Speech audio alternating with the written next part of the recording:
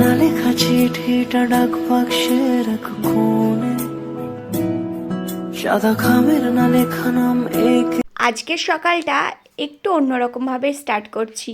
মামনি দেখো পুজোর থালা বাসনগুলো ধুচ্ছে। আজ হচ্ছে মঙ্গলবার, মঙ্গলবারে আমাদের প্রচুর চাপ থাকে, আর আজকে তো যেহেতু দিদাও নেই, তো সেই কারণে একটু বেশিই চাপ বলতে পারো। তবে এই ভিডিও ক্লিপটা দেখে হয়তো বলবে যে দিদা তো বাড়িতেই আছে। এইটা যেদিন ক্লিপটা নেওয়া হয়েছিল সেদিন অবশ্যই দিদা বাড়িতে ছিল। দিদা গেছে সোমবার বিকেলে যাবাতে, মানে দিদার বোনের বাড়িতে, কালী পুজো সেই উপলক্ষে। তো ওই কারণে মঙ্গলবার সেহেতু আমাদের এত পরিমাণে চাপ। মামনি সকালবেলায় থালা বাসনগুলো ধুয়ে দিয়েছে, মানে ঠাকুরের। আর আমি হচ্ছে কি যেগুলো ছিল এটাও বাসন, সেগুলো একটু ধুয়ে নিয়েছিলাম। নয়তো মামনি চোখে অন্ধকার দেখতো, একা হাতে সবটা সামলাতে উনিও পারতেন না, যেহেতু আমাকে টাইম খেতে দিতে হয়, তো সেই কারণে। তো আজকে যেহেতু মঙ্গলবার সেহেতু নিরামিষ তো রান্না হবেই। আর তার আগে আমি তোমাদের একটু ঘুরিয়ে দেখাই আমার বাড়িটা। আমার রাজপ্রাসাদটা কিন্তু অলরেডি অনেকটা এগিয়ে গেছে। আর এবার হচ্ছে কি ওপরের স্ল্যাবগুলো তৈরি করছে, দেখতেই পাচ্ছ তোমরা। আর এগুলো হয়ে গেলে তারপরে কিন্তু প্লাস্টারের কাজ শুরু হবে। হয় আজকে তোমাদের আমি পুরো ঘরটা, মানে কোথায় কি হচ্ছে না হচ্ছে সেটা তোমাদের ঘুরিয়ে দেখাবো। এই যে পজিশনটা দেখছো, এই পোর্শনটা হচ্ছে পুরোটাই রান্নাঘরের জন্য, আর এই দিকে পুরোটাই ওয়াশরুমের জন্য তৈরি করা হয়েছে। সামনে প্রথমেই যেটা দেখতে পাচ্ছ রুমটা, সেটা হচ্ছে স্নান করার জায়গা। এটা পুরোটাই স্নানের জন্য করা হয়েছে। মোট 3টে আমাদের বাথরুম এরিয়া করা হয়েছে। আর এটা দেখছো, এটা হচ্ছে বাথরুমের জন্য। আর তার পাশে ঠিক রয়েছে এটা, এই রুমটা হচ্ছে টয়লেটের জন্য ইউজ করা। তো প্রথমে এই যে বারান্দাটা দেখছো, যে লনটা এইখানটাতে ভেবে রাখা হয়েছিল যে কলটা বসানো হবে। তো তারপরে সবাই বারণ করলো যে কল যদি এখানে বসায় তাহলে কিন্তু মানে ঘিঞ্চি টাইপের হয়ে যাবে, জিনিসটা দেখতে ভালো লাগবে না। তো ওই কারণে আর ওখানে ওইখানটাতে হবে না, কলের পজিশনটা বাইরে নিয়ে আসা হবে। আস্তে আস্তে আসো। ওরে বাবা, মাম্মাম হাত বেঁধে রেখে দিয়েছিল। কি করেছিলে? দুধ তুমি করেছিলে তাই? আর করবে না? আর করতে নেই দুধ। তুমি মাম্মামের লিপস্টিক নষ্ট করে দাও তাই? কানলিয়ে তুমি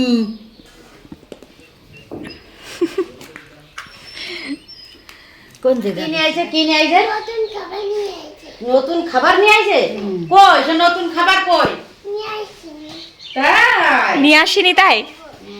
মা বলে এইখানে ব্যাপারটা না তোমরা বুঝতে পারবে না যে ব্যাপারটা কি হয়েছে। চলো আমি তোমাদের বুঝিয়ে বলছি। এখানটাতে হয়েছে, মামুনির একটু শরীরটা খারাপ করছিল, হঠাৎ করে মাথাটা ঘুরছিল। তো মামুনি বলছিল চিনি খেলে নাকি মাথা ঘোরানোটা কমে যায়। তো ওই কারণে চিনি দেখো, চিনির কোটো নিয়ে চলে এসেছে। ব্যাপারটা কেমন অ্যামেজিং না? চিনির কোটো নিয়ে এসেছে। তো সেটাই আর কি। মামুনি বলছে দেখো কি ভালোবাসে আমাকে।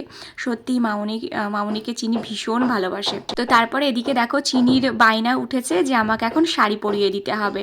তাই ওই যে আমার ওড়নাটা বাইরে পড়েছিল, তো আমাকে বলছে কি আমি না নিয়েছি তোমার ওড়নাটা, আমাকে এবার শাড়ি পরিয়ে দাও। তো ওই যে ওকে এখন দেখো শাড়ি পরিয়ে দিয়েছে, এখন যাচ্ছে দিম্মাকে দেখাতে। তো চিনির যে ভিডিও ক্লিপগুলো দেখলে ওগুলো কিন্তু পুরোটাই গতকালের, মানে সোমবারের দিনকে ওরা এসেছিল। আসলে হঠাৎ করে ওরা এসে সারপ্রাইজ দেয় আমাদের। আমরা কাজবাজ করছিলাম সকাল থেকেই, না হাত থেকে কিছু না কিছু ছুটে যাচ্ছে। সবাই ভাবছি যে কেউ না কেউ আসবে, কিন্তু যে ওরা যে আসতে পারে এটা না সত্যিই ভাবতেই পারিনি। মটরের ডাল হচ্ছে আমার তো ভীষণই ভালো লাগে, ভীষণই মটরের ডাল। তোমাদের কার কার ভালো লাগে জানিও তো। আর ওদিকে ভাত, ধোয়া ওঠা গরম গরম ভাত হয়ে গেছে। মামনির অলরেডি রান্না, মানে মেন রান্না হয়ে গেছে, খালি ডালটা হলেই হয়ে যাবে।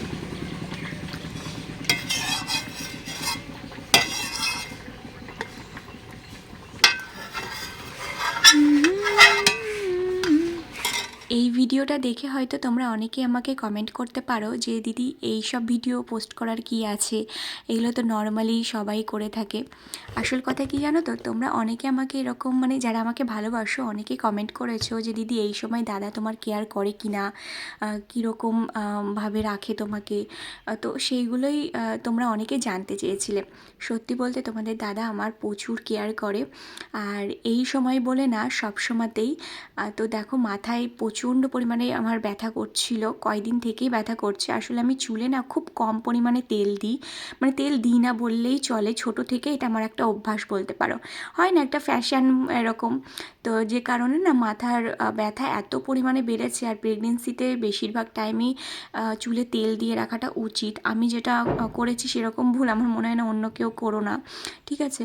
তো মাথায় তেল দেওয়া ছিল না, তো এত পরিমাণে মাথা ঘুরছিল, মাথা যন্ত্রণা করছিল। তো ওকে আমি বললাম যে আমার মাথায় একটু তেল দিয়ে দেবে, আর ও তেল দিয়ে দেয়। তো এত সুন্দর ম্যাসাজ করে দেয়, দেখলে বুঝতে পারবে। দেখো কত সুন্দর করে দিয়ে দিচ্ছে।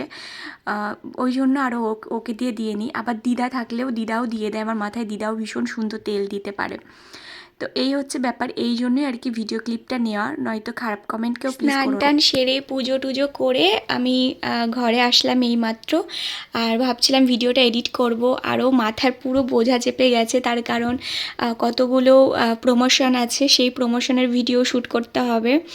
তো মানে বুঝতে পারছি না কখন কি শ্যুট করব, পাগল হয়ে যাচ্ছি পুরো আমি।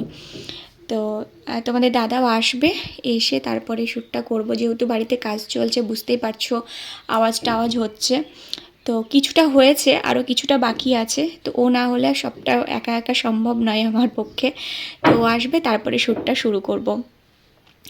তো খাওয়া দাওয়া সব কিছু হয়ে গেছে। এখন একটু ভিডিওটা এডিট করে যাব হচ্ছে মাসিদের বাড়িতে, মাম্মামকে একটু কোলে নেব, একটু আদর টাদর করে আসবো।